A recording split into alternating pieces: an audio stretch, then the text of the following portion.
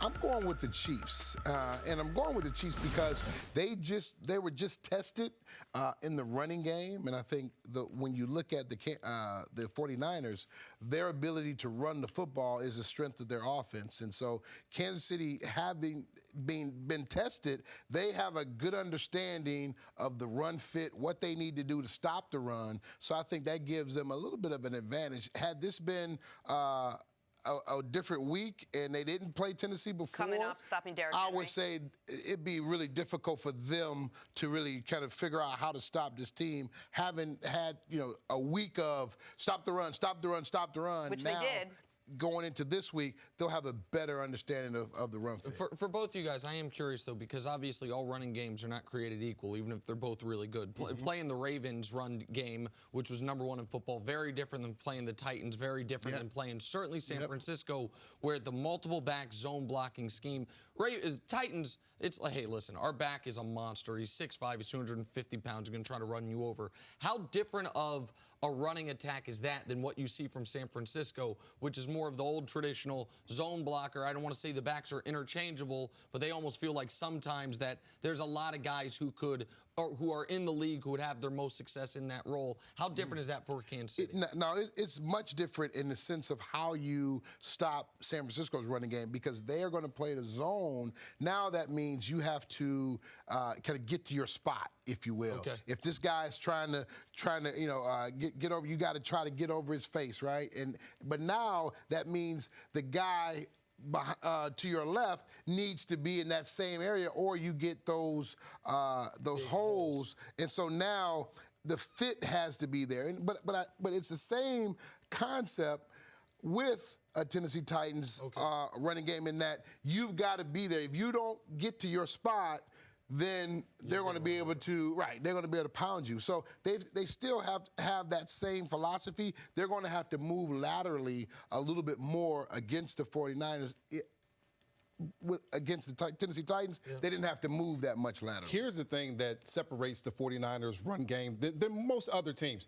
They have the ability to hurt you in the quick handoff game with Deebo Samuel behind the line of scrimmage. They're going to shift. They're going to motion. They're going to put those defensive linebackers in positions where they're uncomfortable because they're stressed, because they're thinking about the around motion. Are they going to hand the ball off to the jet sweep? Are they going to do a lot of different things? And so when you watch the 49ers, their run game, I mean, I can run through it right now. The holes are as big as this table because they have so many different things, and they put defensive players in the bind. And so when you have gap integrity, which is key to stopping the run, you can't have that same type of integrity, because now you have to be concerned with other guys going in motion and different things with the shifts that Kyle Shanahan does a great job of. That's the hard part about this offense. And, the other part is that they have 3 guys that come in the game. They can catch the ball out of the backfield, and they're going to run hard. These guys are, when you watch Mostert, it's like watching a rocket ship take off. These guys are hitting those holes with speed and quickness, and that hurts a defense. That takes your angles and ruins them.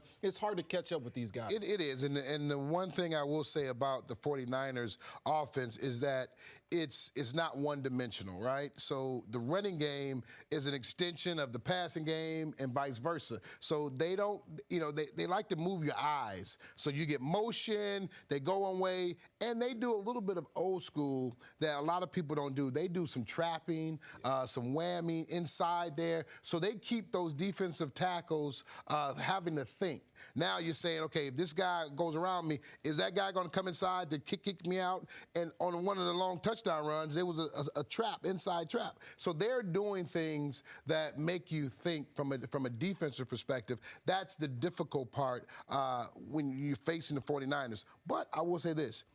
If I am Kansas City, I'm saying I'm going to force you to throw the football. Okay? I need Jimmy G to beat me. I cannot allow this running game to come out and have success. So I think there's going to be an emphasis on stopping that run, because you can't allow the running game to beat you, because their running game can beat you. And that is where it is totally similar to the game against Tennessee. They wanted to make that a Ryan Tannehill game. If Ryan Tannehill's going to throw for 350 yards, and he had a monster game, by the way, against the Chiefs in the regular season, you tip our cap, you're going to win. But we're not going to let Derrick Henry do to us what he had done the previous weeks, just like I'm sure they're saying we're not going to let Raheem Mostert do to us what he did to the Packers. I'm curious your opinion on this. Both these teams are in the Super Bowl with quarterbacks without a ton of experience. Now, Jimmy G's older because he sat for a long time, but experience-wise, he's a young quarterback. Patrick Mahomes has started 35 games in his career. When you guys won that Super Bowl, you weren't a young team. You had a young quarterback. And we didn't know at the time that Ben was going to turn into what he turned into. For the other guys on the team, when the quarterback is a young or inexperienced player, when you prepare for the Super Bowl, for the other veterans, how much of a leadership role that maybe on a traditional team, when the Patriots are there, Brady and Belichick, they know what the story is.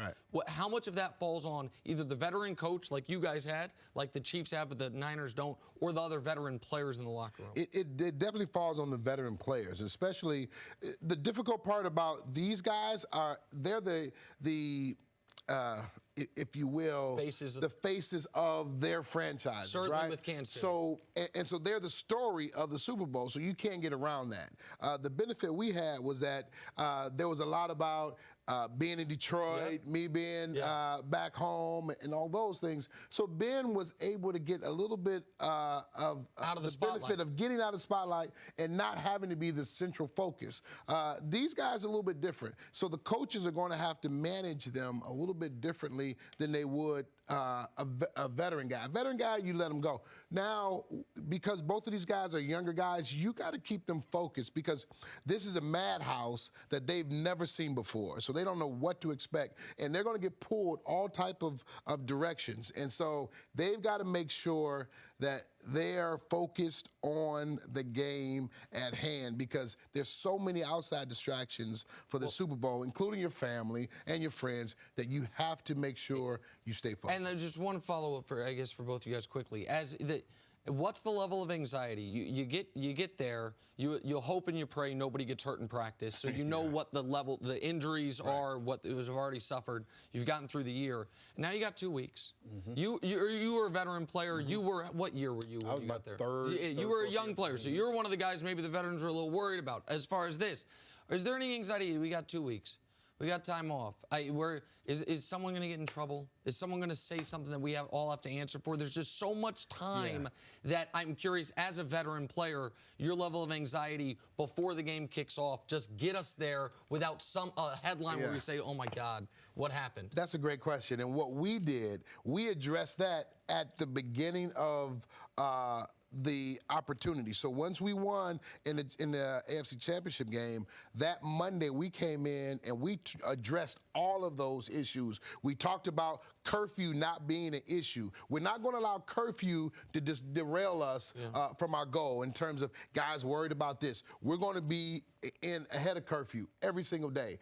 Because this is a business trip. So we got all those understanding for the young players so that they had no misunderstanding of what this week was about. And what we said was, hey, we're going to, if you want to hang out a bit, you can hang out the week before while we're in Pittsburgh. Once we get on site, that's the end of that. And so we had this understanding with the younger players to make sure they didn't do anything out of the sorts. And then we also said, hey, no bulletin board material. We're not going to allow that to creep up as well. Because there are microphones around every single corner, everywhere you go. All right, you're here with Hertz. Tell us a little bit about your involvement with Hertz. Well, I'm excited to be working with Hertz. They've got a extra mile campaign that they're introducing, and the idea is about really celebrating the customers who have really made Hertz #1. And right now down in Miami, they're going to be there's an opportunity for a Gold Plus Rewards member to